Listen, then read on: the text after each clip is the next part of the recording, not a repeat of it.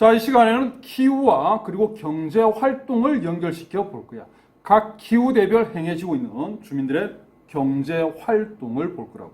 자, 그래서 전통적인 경제 활동은 어떤 것들이 있었는가, 그리고 어떤 산업이 발달이 되었는가, 뭐 이런 것들을 살펴본다. 자, AF 기후 지역부터, 열대 우림 기후 지역부터 보면은 이 열대 우림 기후 지역의 전통 주민들의 생활은 이동식 화전 농업이었다.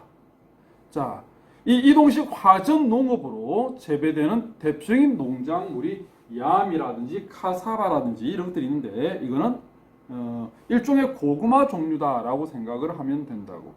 정글의 법칙에서 김병만이 열대 기후 지역에서 땅을 파서 고구마 같은 거 해가지고 구워 먹고 하자는 거지. 그게 이런 종류야, 이런 종류. 그래서 AF 기후 지역 주민들의 전통적인 뭐 식량 작물이다라고 보면 된다고. 자, 그런데 이 AF 기후 지역에서 왜 이동식 돌아다니면서 불 지르면서 농사를 짓고 있느냐라고 하면은, 자, 열대 기후 지역에서는 어떤 토양이 나타났니? 라테라이트라고 하는 토양이 나타났는데, 이 토양의 특징이 영양분이 없지. 척박한 토양이야. 토양에 영양분이 없는데 농작물을 심는다고 해서 농작물이 자랄 수가 없지, 이게. 자, 그런데 식생은, AF 기후 지역의 식생은 열대 우림, 밀림이 형성돼 있지. 나무들은 무성히 자라고 있어. 그럼 숲에 들어가서 나무를 불질러 버려. 그러면 불탄 나무들이 재가 되겠지. 그게 거름이 되는 거야. 영양분 역할을 하는 거야. 그래서 농사를 짓는 거야. 그런데 AF 기후 지역은 매일매일 스콜이 내려. 그럼 이 빗물 때문에 토양에 있는 영양분이 계속 씻겨 내려가 버린다고. 그럼 한 2년, 3년 지나면은 불 지른 곳에 그 영양분들이 다 빗물에 씻겨 내려가서 제거되어 버리지. 그러면 어떡하겠니? 영양분이 이제 없어졌어. 그러면 이동해서 옆에 있는 또 나무를 또 불태우겠지. 예, 그래서 농사를 짓는. 그래서 돌아다니면서 불 지르는 이런 농업 방식이 행해지고 있다는 거예요. 왜? 라테라이트라고 하는 영양분이 없는 척박한 토양 때문에 이런 방식으로 농사를 짓고 있다는 거지. 자, 그다음에 사바나 기후 지역, AW 기후 지역. 자, 여기서는 유목, 특히 이제 소를 많이 유목을 하고 있다. 자, 유목은 가축을 키우는 목축업의 한 방식이야. 자, 목축업은 크게 세 개의 방식으로 나눌 수가 있다. 자, 어떤 게 있냐면은 유목이라는 게 있고, 그다음에 이목이라는 게 있어. 자, 그다음에 방목이라는 형태가 있다. 자, 이번 시간에 이 세 가지 목축 방식이 다 나올 거야. 자, 유목이라고 하는 거는 풀을 찾아서 가축을 데리고 돌아다니면서 가축을 키우는. 자, 이게 유목이야. 자, 이목이라고 하는 거는 역시 유목과 마찬가지로 풀을 찾아서 가축을 데리고 돌아다녀. 그런데 이목은 산을 오르락내리락 거리는 거야. 산 꼭대기로 가축을 데리고 갔다가 산 아래로 데리고 내려왔다가 수직적으로 오르락내리락 거리는, 이게 이목이고, 유목은 수평적으로 평지를 돌아다니고 있는, 이게 유목이야. 자, 그다음에 방목이라고 하는 거는 넓은 초원지대에 가축을 풀어놓고 키우는, 이걸 방목이라고 한다고. 그럼 넓은 초원지대를 가지고 있어야 되겠지, 그지? 그래서 넓은 토지를 가지고 있는 신대륙에서 주로 행해지는 방식이 방목이고, 그리고 넓은 곳에 가축을 대규모로 풀어놓고 키우기 때문에 이 방목 앞에는 뭐가 보통 붙느냐면은 여기에 기업적이라는 말이 붙어. 기업적 방목. 왜? 대규모로 행해지기 때문에 그런 거야. 자, 그래서 이런 세 개의 방식이 있는데, 일단 사바나 기후지역 우리가 하고 있어. 사바나 기후지역에서는 유목 생활이 이루어지고 있다. 자, 왜 유목 생활이 이루어질까? 사바나 기후 특징은 여름철에는 비가 오지만 겨울철에 비가 오지 않지. 식생은 열대 초원이 형성되어 있어. 풀들이 자라니까 소를 키우기 괜찮아. 그러나 비가 오는 우기에는 풀들이 자라지만은 비가 오지 않는 건기가 되면 어떻게 되니 이게? 건기가 되면 사막과 같은 조건이었잖아. 아열대, 과때 영향을 받는 그 시기가 건기가 되고 있거든. 그 풀들이 바짝 다 말라버려. 그럼 풀이 없지. 그럼 풀 찾아서 가축을 데리고 다른 곳으로 이동을 해야 되는 거야. 자, 그래서 건기, 우기가 반복되다 보니까 우기에는 풀들이 있지만 건기에는 풀이 없다. 그래서 풀을 찾아서 돌아다니는 그런 방식이 진행이 되고 있고, 왜 목축업이 이루어지는가? 초원이 펼쳐져 있잖아. 초원이, 열대 초원이. 예, 그래서 목축업이 행해지고 있다. 자, 그다음에 열대 몬순기후, 계절풍의 영향을 받고 있는 곳이야. 자, 여기는 벼농사. 주민들의 전통생활은 벼농사를 행해왔다. 자, 벼는 어떤 곳에서 재배가 잘 되느냐? 고온 다습한 환경에서 재배되는 그 작물이 벼였지. 그지? 그러면 계절풍이 불면은 여름철에 바다에서 석유나 수증기가 대량 공급되기 때문에 여름철에 비가 많이 내리지. 여름철이 기온이 높고 비가 많이 와. 그래서 벼농사하기 괜찮잖아. 우리나라도 계절풍의 영향을 받지. 여름철이 덥고 비가 많이 오지. 그래서 우리나라도 일찍부터 벼농사가 행해져 왔잖아. 자, 그러면 열대 몬순 기후적도 일찍부터 벼농사를 했겠구나. 자, 그런데 우리나라는 계절풍의 영향을 받지만 온대 기후라고. 그래서 1년에 벼농사가 한 번 이루어지고 있어. 그러나 여기는 열대 기후야. 기온이 높지. 그럼 1년에 2번 벼농사도 할 수 있겠지. 그지? 1년에 2번 벼농사 하는 것을 뭐라고 하느냐면은 이기작이라고 부른다. 자, 어떤 곳은 3번 벼농사를 하기도 해. 열대 몬순 기후 중에서는. 그래서 이기작이 행해지고 또는 3기작이 행해지는 것도 있다라는 거예요. 자, 이렇게 해서 이제 열대 기후 지역 주민들의 전통 생활 이렇게 나타나고 있다 정리를 했고, 자, 그다음에 건조 기후 지역고, 건조 기후 지역. 자, 사막하고 스텝하고 나눠지는데 먼저 사막부터 보면은 사막은 당연히 물이 없지, 그지? 그래서 물을 구할 수 있는 곳이 어디서 물을 구할 수 있느냐? 오아시스 일대에서는 물을 구할 수 있거든. 그래서 사막 같은 경우에는 마을이 형성되더라도 대부분 오아시스 일대 쪽에 마을이 많이 형성돼 있지. 예, 그럼 이 사람들이 먹을 게 필요하니까 뭔가를 재배를 해야 되겠지, 그지? 자, 그래서 이 오아시스 일대에서 뭘 재배하느냐 하면은 3대 식량 작물로서 쌀, 밀, 옥수수 이렇게 했거든. 건조한 데서도 잘 견디는 식량 작물. 원래 건조한 지역이 원산지였던 그 식량 작물이 밀이었지. 자, 그래서 이 건조기후 지역, 사막, 스텝 둘 다 마찬가지로 쌀이 아니라 주로 밀을 재배하고 있다. 그래서 오아시스 주변에서도 밀농사가 행해지고 있고, 또는 오아시스 주변에서 대추야자를 재배하기도 한다.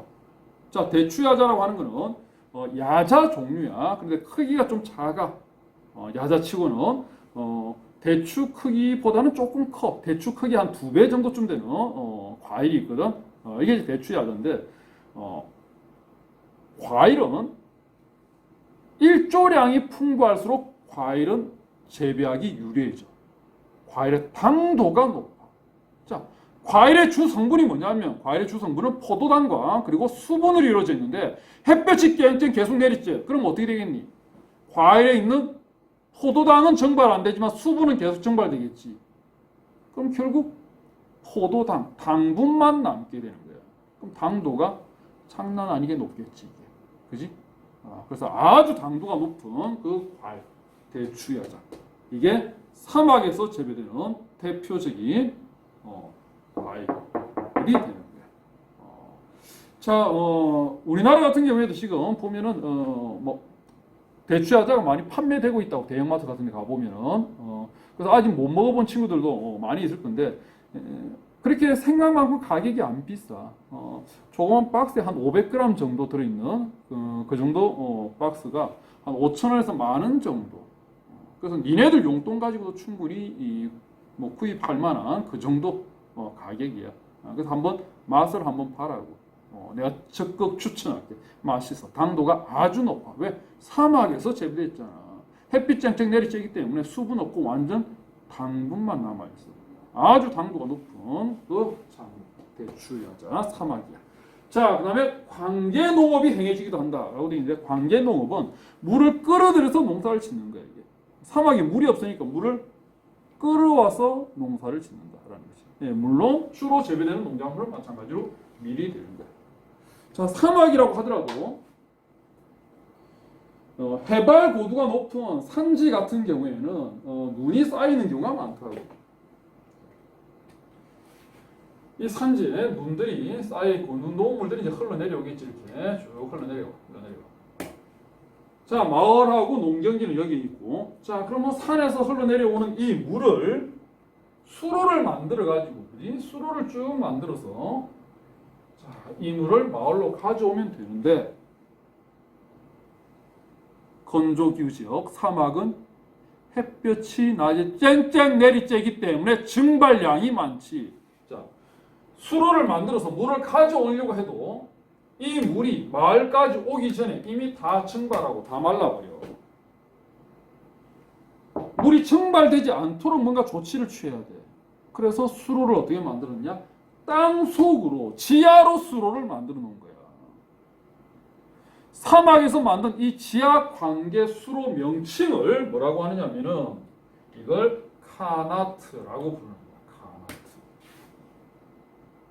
자, 이 카나트라고 하는 이 시설은 사막 중에서도 구대륙의 사막이야. 자, 구대륙이라고 하면 아시아, 유럽, 아프리카 이렇게 있는데 유럽은 아니고 왜? 유럽은 사막이 안 나와. 온대기후하고 냉대기후만 나와. 그래서 아시아 지역하고 아프리카 지역의 사막에서 이런 지하 관계 수로를 볼 수 있는 거야. 물론 명칭은 조금씩 달라. 카나트라고 부르는 곳은 이란에서 만든 지하 관계 수로, 이걸 카나트라고 부르고, 뭐 중국 같은 경우는 뭐 카을징이라고 부르기도 하고, 그다음에 저 사하라 사막 있는 곳에서는 포가라 뭐 이렇게도 불러. 그다음 아프가니스탄 같은 경우에는 뭐 카레지 이렇게 부르기도 하고, 명칭은 조금씩 다르지만 어쨌든 그 구조는 똑같아. 이런 구조야. 자, 관계수로를 어떻게 만들었느냐? 증발되지 않도록 하기 위해서 땅 속으로 지하로 이렇게 관계수로를 쭉 만들어 놓은 거야. 자, 이 길이가 짧은 거는 10km지만 긴 거는 100km가 넘어가. 그럼 100km를 이렇게 지하로 수로를 뚫으려면은 어마어마한 작업이지 이게. 쉬운 작업이 아니지. 자, 이래가지고 이제 산에서 흘러내려오는 물을 지하로 가져오는 거예요. 그러면 정발이 안 되니까 마을까지, 농경지까지 물을 가져올 수 있겠지. 그런데 문제는 물이 흘러오면은 물 속에는 뭐가 포함되어 있느냐? 운반 물질이 포함이 되어 있어. 이 운반 물질이 어딘가는 퇴적이 돼야 돼.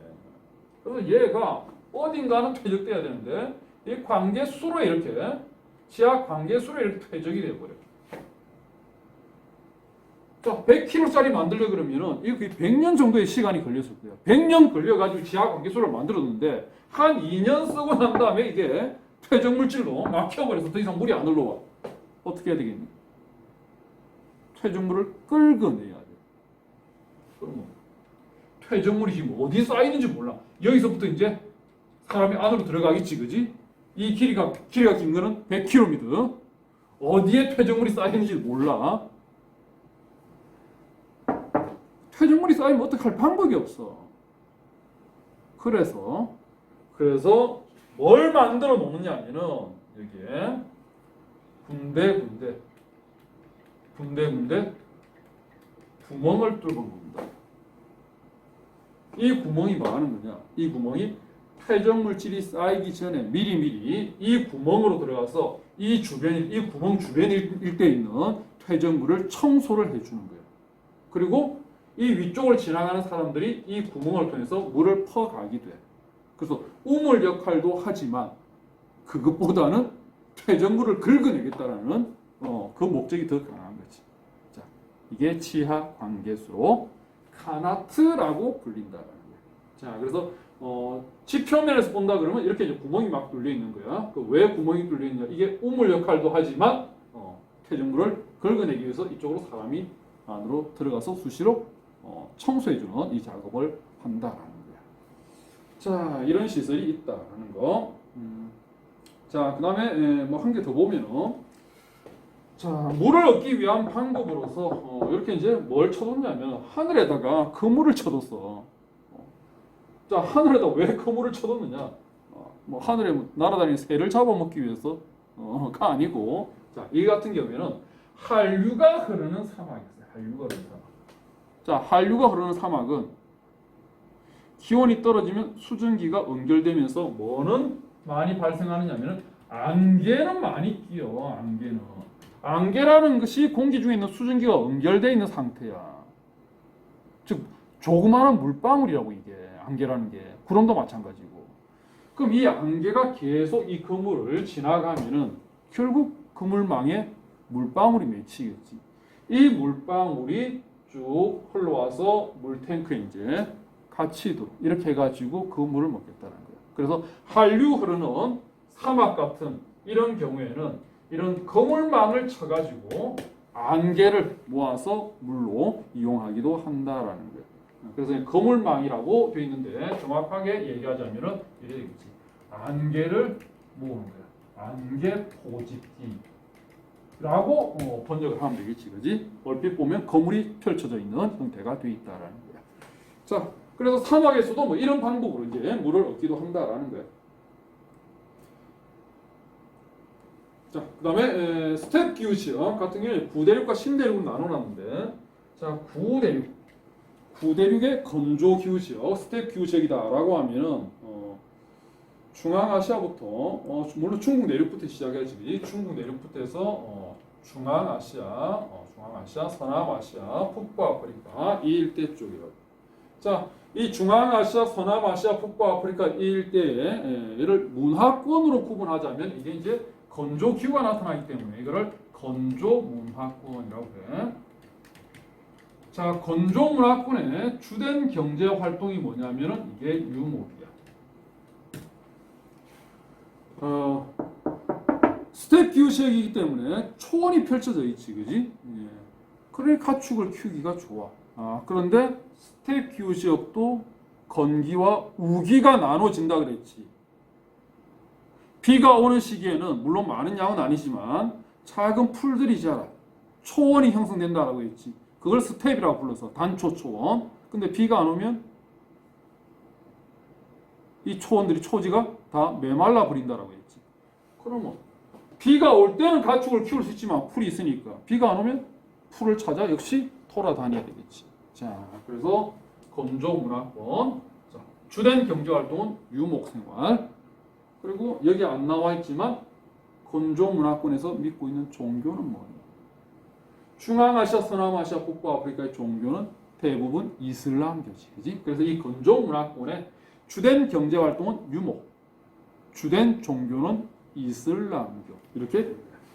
자, 이게 이제 구대륙 쪽이고, 신대륙 쪽을 본다라고 하면은 구대륙이고, 자, 신대륙이라고 하면은 아메리카 쪽이라든지 또는 이제 오스트레일리아 있는 이 일대가 되겠지, 그지? 자, 신대륙에서는 방목, 자, 넓은 데 풀어놓고 이제 대규모로 기업적으로 가축을 키우는 방목이 행해지고 있고, 그리고 기업적 곡물농, 대규모로 농사를 짓고 있다는 것이. 예. 자, 건조 기후 지역이니까 역시 마찬가지로 밀농사가 되는 거야.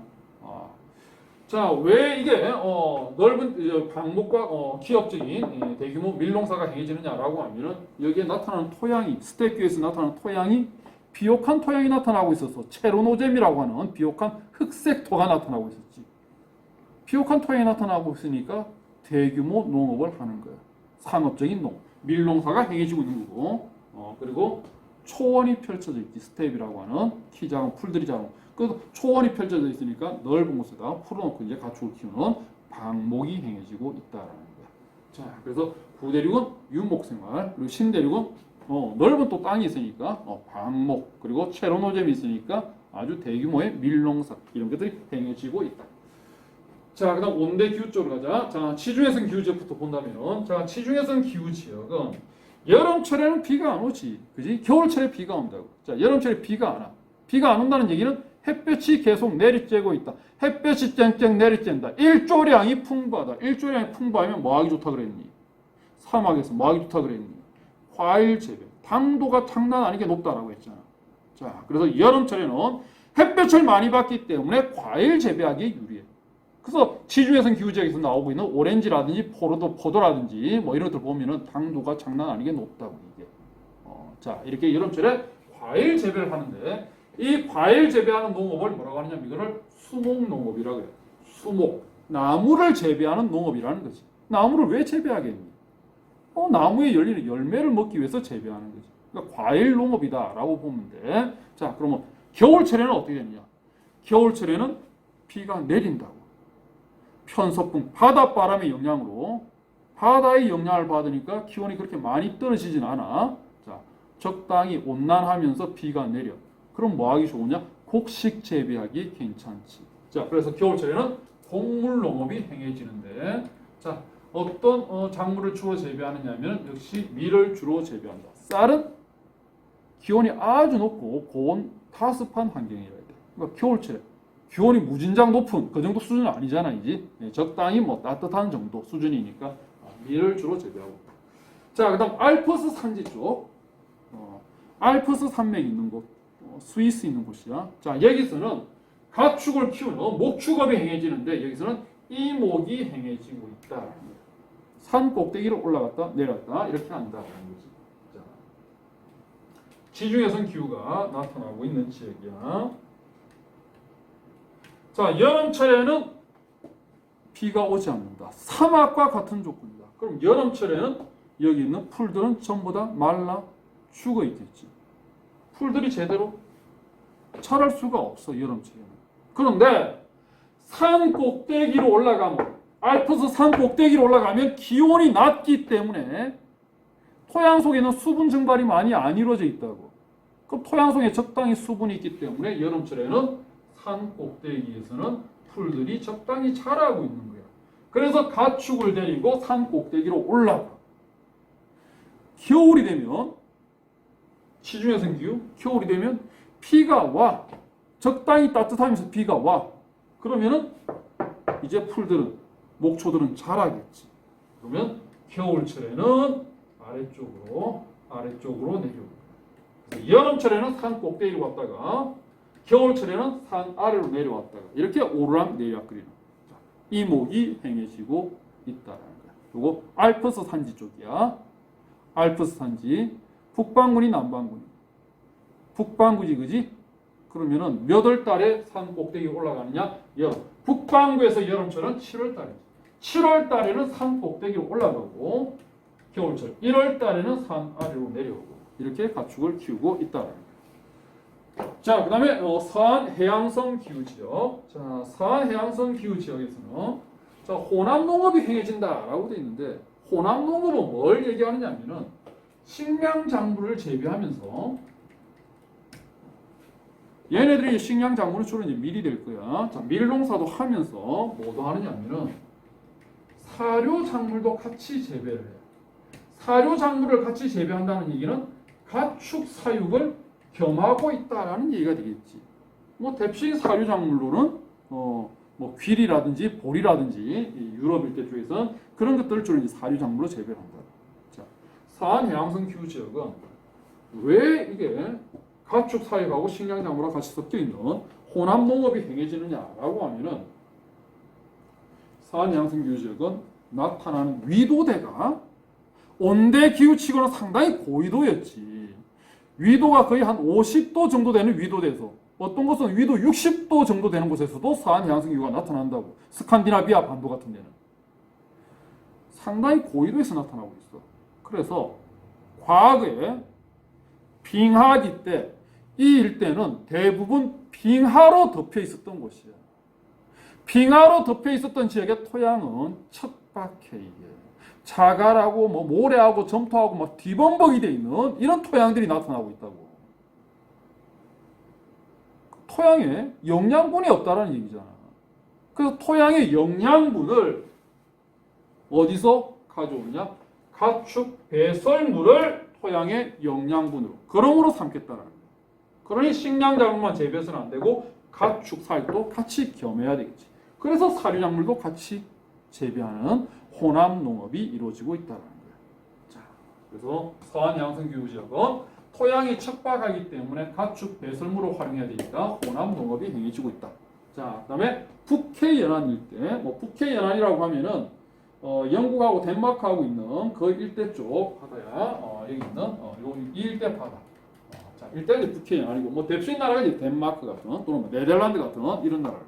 자, 이런 이제 북해 연안 같은 경우에는 대도시들이 발달이 되어 있다고. 그 대도시들이 발달되어 있기 때문에 낙농업이라든지 원예 농업 이런 것들이 발달해 있다. 자, 낙농업은 우유나 버터, 치즈 이런 거 얻는 거잖아, 그지? 이거 신선도가 유지돼야 돼.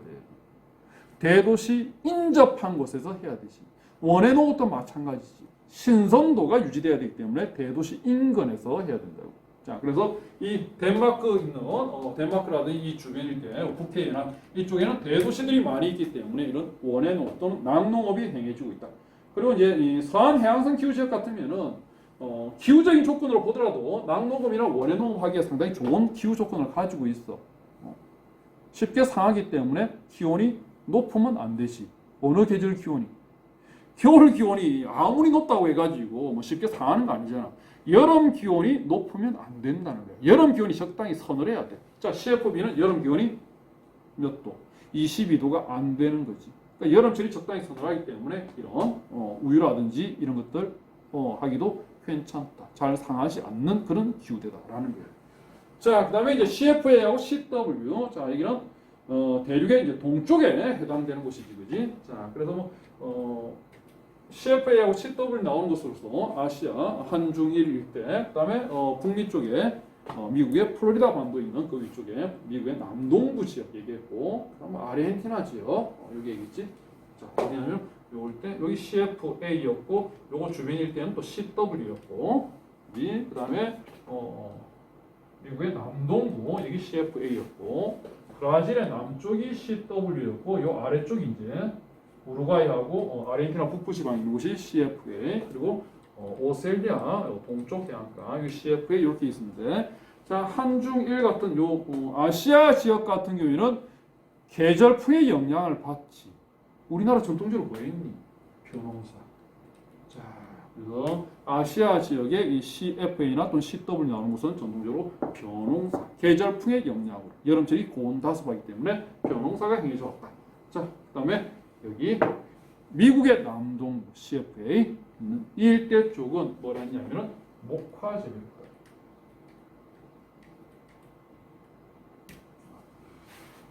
자, 목화는 사람 손이 많이 필요하지, 그지? 노동력이 많이 들어간다고. 그래서 이 목화 재배하기 위해서 누구를 데려왔느냐면은 노예를 데려왔지, 흑인을 데려왔어. 그 미국에 보면은 인종들이 뭐 뒤섞여 있지, 그지? 물론 이제 유럽계 백인들이 제일 많지만 흑인이라든지 아시아 인종이라든지 그다음에 밑에 이제 멕시코나 라틴 아메리카에서 올라온 그 히스패닉들 막 섞여 있는데, 주로 보면 이 남동부 쪽 일대 쪽이 상대적으로 다른 지역보다는 흑인의 비중이 높은 편이야. 그러니까 왜 그러냐면은 과거 목화 재배하기 위해서 흑인들을 여기서 많이 이제 일을 시켰기 때문에 아직까지도 일대 쪽이 흑인 비율이 높게 나온다라는 거예요. 자, 그다음에 이제 아르헨티나 있는 이 일대 쪽 가면 남미 쪽 보면, 자, 아르헨티나 여기가 CFA가 나오고 있고, 그다음에 이 안쪽에는 사막이 나오고 있었지. 여기 건조기후가 나오고 있었어. 여기 파타고니아 사막, 그리고 이제 스텝기후 이렇게 나오고 있었지, 그지? 자, 그래서 건조기후 지역하고 가까이 붙어 있기 때문에 이 아르헨티나 같은 경우에는 강수량은 뭐 500mm가 넘기 때문에 건조기후로 분류는 안 됐지만 실제로 강수량이 그렇게까지 많은 편은 아니야. 그래서 식생이 어떤 식생이 나타나고 있느냐 하면은 스텝기후하고 비슷한 식생이 나타나. 초원이 쭉 펼쳐져 있다고. 그래서 이건 이제 건조 초원은 아니지, 스텝기후는 아니니까. 그래서 이 아르헨티나에서 나타나는 이 초원지대가 온대기후에서 나타나는 초원이기 때문에 온대 초원이라고 이렇게 분류가 되는데, 아르헨티나에 있는 이 온대 초원을 뭐라고 부르냐면 이거를 팜파스라고 부릅니다. 그래서 안에 있는 스텝기후하고 비슷하기 때문에 뭐 신대륙에서 스텝기후에서 행해지는 그 농목업이 뭐였느냐? 넓은 데 가축 풀어놓고 초원지대 풀어놓고 키우는 방목, 그리고 대규모 상업적인 밀농사였잖아요, 그지? 그래서 이 지역에서는 스텝기후에서 행해지는 것과 마찬가지로 방목 그리고 대규모 밀농사 이런 것들이 행해지고 있다라는 거예요. 자, 그래서 CFA하고 CW하고는 뭐 지역별로 나눠서 이렇게 살펴봤어. 자, 냉대기후는 뭐 별로 정리할 만한 거 없고, 한대기후 쪽으로 가면은 툰드라 기후 지역, 저 북극 해안 안쪽에 이누이트들이 살고 있는 곳이지. 니네들이 흔히 얘기하는 에스키모들이 살고 있는 곳. 그 에스키모들이 뭐 하고 살았느냐라는 거야. 이동식 가옥 나온다 그러고 있지. 이걸로 나온다 그러고 있지, 그지? 왜 이동식 가옥인 이걸로를 만들었니? 유목이라 그랬잖아. 뭐 유목하니? 술록 유목. 술록이 뭐 먹는다고? 툰드라 기후지역에서 나타나는 식생, 지의류, 이끼들. 여름철에 이끼가 자라는데 이 이끼를 술록이 먹는다 그랬지, 그지? 자, 그래서 술록 유목. 또는 뭐 사냥이라든지 물고기 잡이 이런 거 하고 있고. 참고로 농사는, 농경은 불가능하다. 왜? 기온이 대체로 너무 낮고 영상으로 올라오는 달이 한 2달, 3달 정도밖에 안 올라오기 때문에 농작물을 심어서 재배를 할 만한, 수확할 만한 그 정도 기온대는 안 되고 있다고. 그래서 농사는 안 되고 뭐 술록유목이나 수렵 어로 활동 이런 걸 하고 있다. 자, 그다음에 빙설 기후 같은 경우에는 1년 내내 영하에 머무르 있거든. 그래서 이거는 인간 생활 자체가 거의 불가능하기 때문에 뭐 전통적인 뭐 주민들의 생활이나 이런 건 볼 수 없다. 이 기후대에 사람들이 살지를 않아. 물론 이제 지금 현재는 남극이라는 이런 데 가보면은 우리나라 이제 과학자들이 연구 목적으로 가 있지, 뭐 전통적으로 사람이 살던 곳은 아니었다고. 그래서 여기는 인간 거주가 불가능했다라고 이제 정리를 해두면 돼. 자, 이렇게 해서 이제 주민들의 기후대별 전통 생활을 살펴봤고, 그다음 어떤 산업이 발달되어 있는가를 본다라고 하면은, 열대 기후 지역은 서구 열강의 침입을 받으면서 그 무더운 기후라고 하는 그 기후 조건에다가 풍부한 원주민의 풍부한 노동력, 그리고 서구 열강의 그 기술과 자본이 결합되어 있는 상업적 농업이 발달하지. 그걸 뭐라고 하냐? 그걸 플랜테이션이라고 불렀어요. 플랜테이션. 그래서 열대 기후 지역에는 플랜테이션이 발달되어 있다. 그래서 플랜테이션은 돈을 벌기 위해서 농사 짓는 거기 때문에 주로 식량 작물보다는 기호 작물, 상품 작물들이 주로 재배가 되고 있는 거고, 그리고 열대 기후 지역 중에서도 팔기 위해서 농사 지어야 돼. 그럼 팔아먹기 좋은 데는 해안가 쪽이지. 그지? 그래서 열대 기후 지역 중에서도 좀 해안가를 중심으로 이렇게 플랜테이션이 발달이 되어 있다. 자, 그럼 각 기후대별, 열대 기후대별 대표적인 플랜테이션 작물이 어떤 게 있느냐라고 하면은, 자, AF 기후 지역, 1년 내내 비가 내리는 이 AF 기후 지역에서 대표적인 플랜테이션 작물은 카카오. 카카오라고 하면 초콜릿의 원료가 되는 거야. 카카오. 그다음에 천연고무. 고무의 원료가 되는 것이지. 그리고 니네들이 좋아하는 바나나. 그리고 라면 만들 때 사용하는 기름 있지, 그지? 파압류. 그 기름 놔가지고 만드는 거거든. 파압류를. 그래서 이런 것들이 이제 AF 기후지역의 대표적인 플랜테이션 작물이다. 그래서 참 카카오 같은 경우에는 이걸 발효를 시켜가지고 이제 우유하고 설탕하고 섞어가지고 만든 그게 초콜릿이거든. 발효를 시켜야 돼. 발효가 잘 되려면 고온 다습해야 되겠지, 그지? 그래서 1년 내내 비가 내리고 무더운 AF 기후지역에서 재배되는 대표적인 플랜테이션 작물로서 카카오를 들 수 있다. 자, 그 다음에 사바나 기후지역. 사바나 기후지역은 비가 오는 시기가 있고 비가 오는 건기가 있어. 그래서 우기, 건기 이렇게 나눠지거든. 그래서 좀 건기가 필요해 보일 것 같은 이런 작물들, 이런 것들이 이제 사바나 기후지역에서 재배되는 플랜테이션 작물이라고. 그래서 대표적인 것이 커피, 모카, 사탕수수 이런 것들인데, 커피 볶아가지고 말려야 돼. 건기가 필요해. 모카 역시 마찬가지로 비가 오면 솜 다 젖으면 안 되지. 따고 난 다음에 말려야 돼.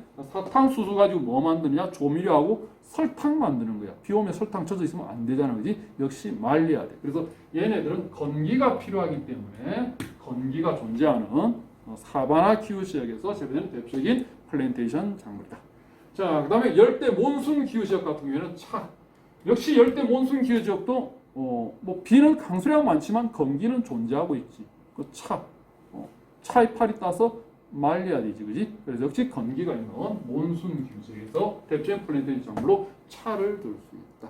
자, 그래서 각 기후대별 대표적인 플랜테이션 작물을 쭉 봤는데, 반드시 예를 들어서 차는 열대 몬순 기후 지역에서만 재배되는 플랜테이션 작물이다는 아니고, 다른 기후보다는 열대 몬순 기후 지역이 그래서 좀 유리하다라는 얘기야. 커피, 사바나 기후 지역이 재배하기 유리하다는 것이지, 커피가 뭐 몬순 기후 지역에서는 재배가 안 된다. AF 기후 지역에서는 재배가 안 된다. 그 얘기는 아니야. 그래서 그 지역이 더 적합하다라고 받아들여야 된다고. 자, 그래서 다시 정리하면은 중요한 것만 딱 정리하면은 AF 기후 지역은 카카오야, 카카오. 발효를 시켜야 되기 때문에 계속 비가 내려야 되는 거고, 사바나 기후 지역은 커피, 모카, 사탕수수. 자, 그다음에 몬순 기후 지역은 차. 이렇게 정리를 해도.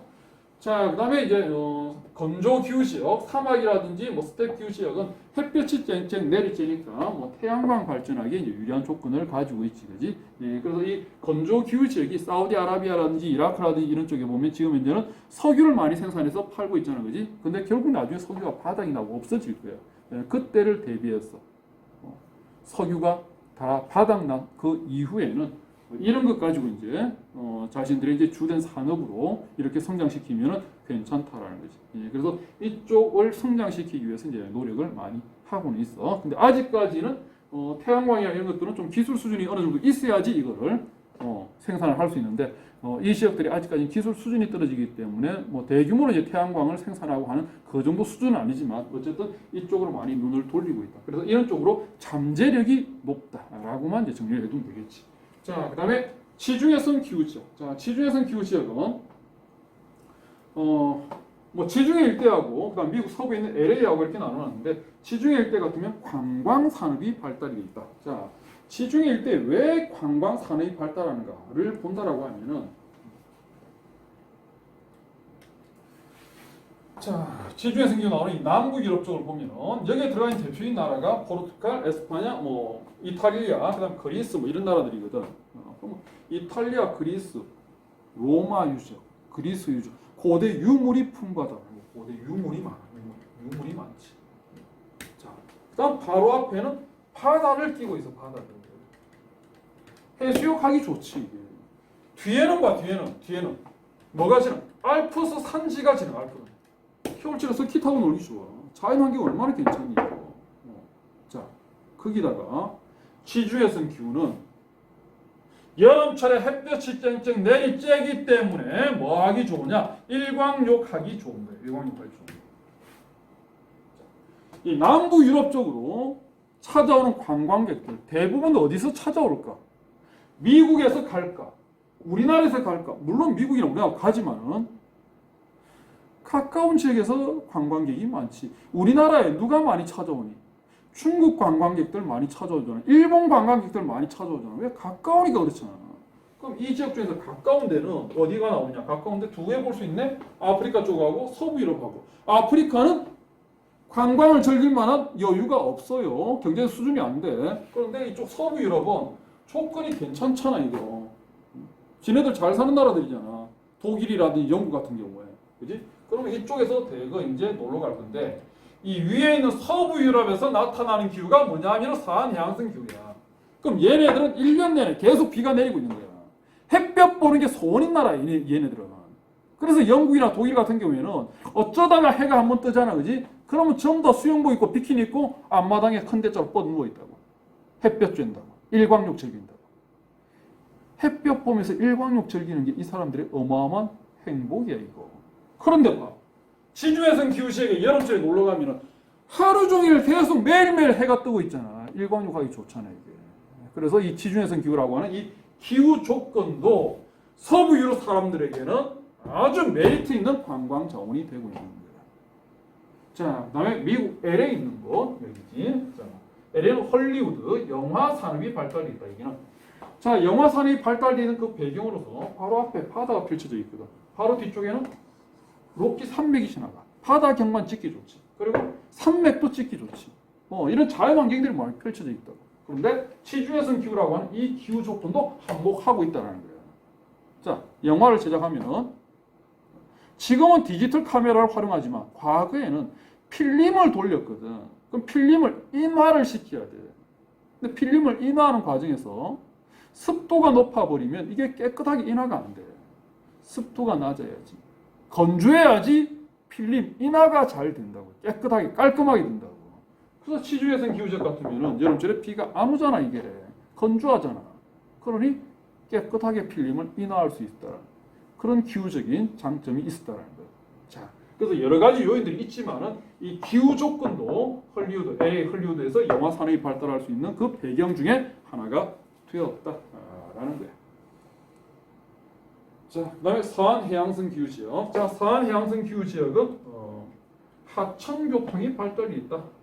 뭐 템즈강이나 라인강이나 뭐 이런 데 보면은 배들이 많이 지나다니고 있지, 그지? 자, 우리나라 같은 경우에는 하천이 그렇게 교통로로 이용되기 쉬운 조건이 아니시. 자, 왜 우리나라 같은 경우에는 그게 안 되느냐면은 여름철에는 비가 너무 많이 와서 강물이 넘쳐버려. 어떻게 배를 띄워? 겨울철에는 비가 안 와. 강물이 바닥을 보여. 배 다닐 수도 없어. 자, 이렇게 여름, 겨울 강수량의 계절 차이가 크면은 특정 계절에 비가 집중되면은 하천을 교통로로 이용하기 힘들다고. 자, 여름, 겨울철에 강물의 높낮이를 나타내는 그 지표가 뭐냐면 그게 하상계수라는데, 하상계수는 어떻게 나타내느냐? 강물의 양이 가장 적었을 때 강물의 양을 1로 잡아. 우리나라 같으면 겨울철이 되겠지. 강물이 바닥을 보일 듯 말 듯. 이럴 때 강물의 양을 1로 잡았을 때 강물의 양이 가장 많을 때는 가장 적을 때 몇 배 정도 되느냐라는 거예요. 그 우리나라 같으면 겨울철에 하천이 바닥을 보일 때 이때 강물의 양하고 여름철에 막 강물이 막 넘치고 있을 때 이때 강물의 양하고 이게 몇 배 차이 나느냐라는 얘기야. 우리나라 같은 경우에는 물론 강마다 다 다르지만 우리나라 같은 경우에는 대략 한 300배 차이가 나. 하상계수가 한 1대 300 정도 돼. 그런데 서한 해양성 기후지역은 독일이나 이런 데는 어떻게 되겠니? 비가 1년 내내 고르게 내리고 있거든. 그럼 강물의 높이가 변화가 없어. 항상 일정한 수위를 유지를 하고 있잖아. 그럼 배가 다니기 좋지. 그래서 하상계수가 서한 해양성 기후지역은 하상계수가 낮아. 즉 강물의 높낮이 변화가 없어. 그래서 하천을 교통로로 이용하기 좋다라는 얘기. 자, 그다음에 넘어가서 자, 냉대 기후 지역. 자, 냉대 기후 지역은 임업이 발달돼 있다. 자, 임업이 발달할 수 있는 그 기후대가 두 개의 기후대가 있다라고 했어. 자, 열대 우림이 형성돼 있는 뭐 AF나 또는 AM 같은 이런 경우, 자, 열대 우림도 발달이 돼 있고, 자, 그다음에 냉대 기후 지역에 있는 침략수림대, 냉대 타이가라고 부르지, 그지? 이 두 지역이 임업이 발달돼 있는 곳이야. 자, 그런데 좀 조건은 좀 다르다라고 했어. 열대 우림은 단단한 나무이기 때문에 건축용이나 가구용 이런 용도로 이용되고 있고, 냉대림은 연목이기 때문에 무르기 때문에 컬프나 뭐 제지공업 이런 쪽으로 이용이 많이 된다라고 했지, 그지? 그래서 이 두 군데가 임업이 발달돼 있다. 자, 이 두 지역이 임업이 발달돼 있는데, 열대림하고 냉대림하고 임업하기에 더 유리한 조건을 가지고서는 어디냐? 조건만을 본다라고 하면 둘 다 발달은 돼 있지만 조건만을 본다 그러면 냉대림 지역의 조건이 훨씬 더 좋은 조건이야. 열대림이라고 생각되지, 그지? 열대림이 아니고 냉대림의 조건이 더 좋아. 왜? 열대림은 나무의 종류가 많아. 수종이 다양해. 그런데 냉대림은 수종이 단순해. 나무의 종류가 많은 게 더 임업하기 좋은 거 아니야? 아니야, 이게. 자, 봐. 열대림 같은 경우에는 나무의 종류가 많아. 이런 나무도 있고, 그지? 이런 나무도 있고, 자, 뭐 이런 나무도 있고, 이런 나무도 있고, 별의별 나무들이 빽빽하게 들어서 있다고. 이 모든 나무가 인간에게 다 필요한 건 아니거든. 우리에게 필요한 나무는 정해져 있단 말이야. 자, 그래서 우리는 이렇게 이제 수박밭처럼 생긴 이 나무가 우리에게 필요한 나무야. 그럼 이 나무만 이 나무를 베어. 자, 이 나무를 베고 난 다음에 가공을 하기 위해서는 이게 목공소로 이동을 시켜야 돼. 이동을 시키려고 하는데 옆에 나무들이 필요 없는 나무들이 빽빽하게 들어서 있어. 가지고 갈 수가 없어. 어떻게 해야 되니? 이게 전부 다 베어야 돼. 전부 다. 전부 다 베어. 그럼 이 주변에 있는 나무를 한 100그루 정도 베잖아? 근데 우리가 쓸 수 있는 나무는 한 개밖에. 한 개를 쓰기 위해서 100개를 베어 없애야 되는 거야. 그러니까 안 불편하지. 여기는 똑같은 종류의 나무들이야. 이 나무 필요한데 라고 하면서 베면은 10그루 베면 10그루 다 쓸 수 있는 거야. 노동력이 더 적게 들어가는 거야.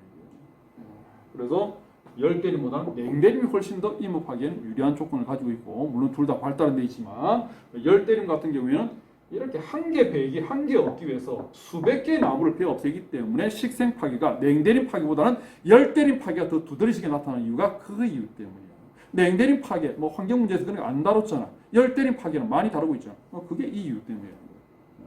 그리고 뭐 소비지하고 사람들이 주로 살고 있는 곳이 냉대규, 온대규, 냉대규 지역이거든. 소비지하고 거리도 여기가 더 가깝고 접근하기도 여기가 훨씬 더 쉬워. 열대 밀림은 독충들, 독사들 쉽게 접근을 못해. 근데 냉대림 같은 경우는 그런 위험이 덜하기 때문에 쉽게 접근할 수 있다. 그래서 뭐 모든 조건들이 냉대림 지역이 열대림보다는 더 임업하기에 유리한 조건을 가지고 있는데 열대림이 유리한 건 딱 한 개가 있어. 뭐가 있냐? 나무 베고 난 다음에 금방 나무가 자란다는 거. 수목의 성장 속도가 빠르다는 거. 이거는 열대림이 유리해. 나머지는 전부 다 냉대림이 유리하다라는 게. 자, 그다음 나머지는 뭐 별 볼 거 없고. 자, 이래서 이번 시간에는 각 기후 지역하고 경제 활동을 연결시켜서 공부를 해봤어. 자, 다음 시간에는 기타 나머지 내용들 남아있는 그 찌끄레기들을 쭉 모아서 정리를 하도록 할게. 자, 수고했어.